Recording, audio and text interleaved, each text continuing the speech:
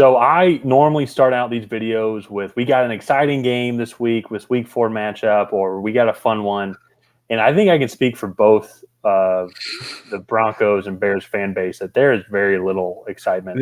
I think there's more excitement for the 2024 offseason. Well, I was going to say this game is more about who's going to be picking ahead of who. It's I hate to start it off so gloomy, but it's just the Broncos coming off giving up 70 points, the Bears coming off losing their defensive coordinator in very interesting ways, and then giving up 41 points to Taylor Swift's boyfriend. It's just not very positive things. But yeah, this definitely seems like a battle for first pick overall. Yeah. And with the Bears having 2 picks in the first round and the Panthers not doing well, let's kind of be like, let's try and see how well can we get the number 1 overall pick? Can we get more first round picks? Yeah. In general, though, let's try and break down this game, because actually one of the things too that you were talking about, and let's start with the Bears, just because I think there's a little bit more to break down. There is Braxton Jones just got put on IR. It was last week coming in, and I didn't even know that, because I think I didn't even, to be honest, look too much into the game, because they're playing the Chiefs. The Chiefs are going to win that game. Yeah. Now this is a winnable game for them. And this offensive line is a wreck. And at the same time, too, just looking at our lads and their roster right now, Jalen Johnson is the cornerback names in red. Eddie Jackson's named in red. Josh Blackwell, all first-string starters are named in red. They're questionable for week 4. Yeah. And so definitely something to monitor throughout the week as we're still recording this on Wednesday night. But that's just a lot of people already, and key players, it seems like, for a team that doesn't have too many key players that are already struggling and going to the bench. So yeah, thank you for laughing at that. No, you're welcome. It was funny. That for me, like, this team, they don't have depth. They need these guys to be on the field, and even then, I still think that there were a lot of questions about this team coming in. I just don't think this Justin Fields doesn't look like he's the guy. This team looks to be scrambling for an identity that, like, they can't find. Justin Fields and his coaching comments, I just think that in itself is bad. But then you see, like, this, what's happening with their former defensive coordinator, and it's just, that organization is a mess. I am almost certain that they will be hiring a new head coach come the offseason and restarting their rebuild. So, well, and that's the biggest thing. And let's get into the Justin Fields debate here just for a second. But then I think it does start from the top down, and you just go watch that Kansas City Chiefs game. Not only, like, even watching the Miami game, like, there was some stuff where it did get to a point where it's kind of a circus on how easy it was for them to score. But there still was, like, explosiveness to play and everything like that. But then with both of these teams, there was, like, a pride issue, I thought. Just to being like, this sucks. Like, and it's something that we've heard all week about this. But and I bring up that point, and I mentioned both teams as well, but I really want to talk about Justin Fields. I'll defend Fields for a second. Is if that is the thing, and it's from the leadership top down, and it is not motivating at all. Everybody sucks. And how can he be set up for success? Just even having the opportunity here. And I know, and I've said this in the offseason, like, this is the team that there's actually some talent here around this team, with this Bears team, like, and we'll get a good feel from Justin Fields. And man, maybe I was wrong in that. Maybe there is no talent on this team. I know they traded for DJ Moore, who dropped like a dime of a pass by Justin Fields, and then I'm pretty sure that was the tipped interception. So it's, and at the same time, if everybody around him has no heart in it, not saying that they do, not saying that they don't, it's just how it looks like on the field. How can he be set up for success? And I'm just saying, I still feel like, I guess I can only defend him, and I haven't really defended him for too long, but just in this instance, I can only defend him for so long. I get it. But it's just, how can we expect him to be successful? No, I get that. I mean, I guess the analogy there, I'll make a NASCAR reference, is like, you could have the fastest car, but if you don't have a driver who knows how to drive it, then it's like, what? Like, there's no point. And then for me, like, they just looked dejected. Like, once when they got behind in that Kansas City game, it was like, well, that's it. We might as well just throw in the towel, because they actually had I think it was like 3-0 or 6-0 going into the second quarter. And like they forced a 3-and-out on their first possession. Then they got a penalty. Kansas City strung some things together. They stopped them, got a field goal, and like they still had some energy. But once when they got behind, I think it became 13-0 at one point, and it was just like they were done.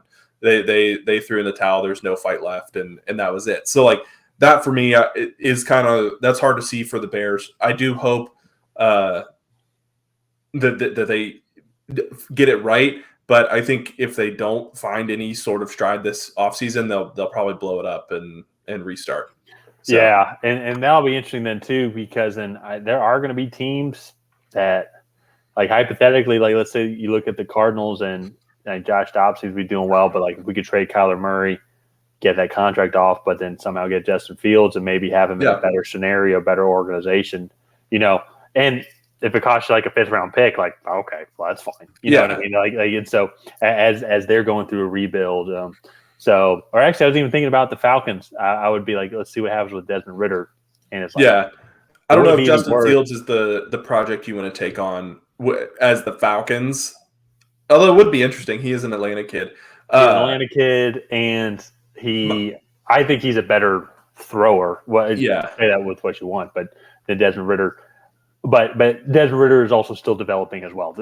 Fields has had a season and a half to 2 seasons of film, so like we'll have to see on that. Let's move over though quickly to the Broncos here, who it's more talk about quarterbacks who maybe should find new teams. I'll actually I know I make that joke, but I actually want to defend Russell Wilson in this instance. He hasn't looked, in my opinion, he hasn't looked horrible like last year. I want to hear Broncos fans' comments on that. Please leave a comment. I want to hear your guys' thoughts. But for me, the issue is this defense does look miserable. They're supposed to be good, but in the past 2 games, really the past 3 halves of football, this defense just seems they forgot how to stop the football. Washington, the second half, scored all over them, took a commanding lead, no pun intended. And then obviously that was intended. It was and it wasn't at the same time. But then the Dolphins, obviously, won the game when the buses showed up to the locker room in the morning. But in general, though, the defense looks abysmal. Russ still doesn't look like the Hall of Famer that we all thought he was. But at the same time, though, I don't think he's all to blame for this team's success. Like, if this defense can't stop people putting up points, the Broncos offense isn't built to win in the track meet. Yeah, but for me, I still think it's like the routine plays that he's struggling with. Like, he's hitting these big plays to Marvin Mims, but then I feel like he's missing Jerry Jeudy on like the 10-yard crosser. Like, and that's a fair criticism. Absolutely. And like to be a quarterback that they traded multiple first-round picks for, I just think that's unacceptable performance. But let's get into this game here, because Denver also has a few key people that are listed as questionable. We are recording this on Wednesday, so Jerry Jeudy's questionable. Justin Simmons, Frank Clark, Josie Jewell, and Mike Purcell are all listed as questionable. 4 of those are on the defensive side of the ball, so maybe that has something to do with some of their defensive struggles. But anyways, one of the things that I find interesting is the Broncos. I know I was a little critical of Russell Wilson. They're averaging 263 or 264 yards a game in the passing game. Mm-hmm. I do think they're getting a lot of those in chunk plays. Like thinking back to the Commanders game, they had over 100 yards on 2 plays to Marvin Mims. So that's already putting them over a third of the way to hitting that mark.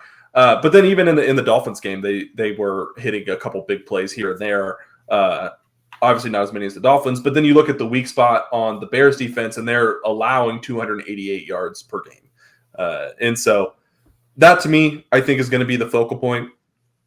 The Broncos definitely have the advantage in the receiver department. Jerry Jeudy, Cortland Sutton, definitely an upgrade over or definitely better than DJ Moore and company. And so that, like, for that reason, I'm going to kind of lean towards the Broncos. That's what I'm going to do also is offense seems to be more put together as a whole. Yeah. Also, too, defensively, I know they gave up 70 points against Miami, and so I don't think we want to overreact. But this defense is better than Chicago's defense. Oh, by far. A lot of teams could have given up. The Bears probably could have given up 70-plus points to this Miami Dolphins offense, and so I think in general, I think Patrick Surtain's going to shut down DJ Moore, and that's really their only option outside of Cole Kmet for the Bears offense. Bears offense, you talk about total yards wise. I'm not sure if you just said it. Maybe I missed it. It's on defense. 77.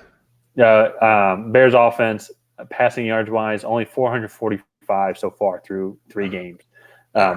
So that's rough. And then you have Surtain, who I'm going to predict is going to shut down DJ Moore. He did that to Devontae Adams in the Week 1 Raiders game. And so I think I think the Broncos, it's not going to be a pretty game, but I think they're going to get their first win of the season. Yeah. I do think this Denver team, they do have some talent, and that's kind of not that Chicago doesn't have talent. I just think that talent is more immense on the Broncos side. So I'm going to go with them as well, but it's going to be a close game, but probably for all the wrong reasons. So let's go ahead and wrap this video up here. If you guys have not already, please go ahead and like and subscribe. Leave a comment down below on who you think is going to come out ahead in this battle of the least in the NFL, the Denver Broncos or the Chicago Bears. Let us know down below. And on that, we will see you guys next time.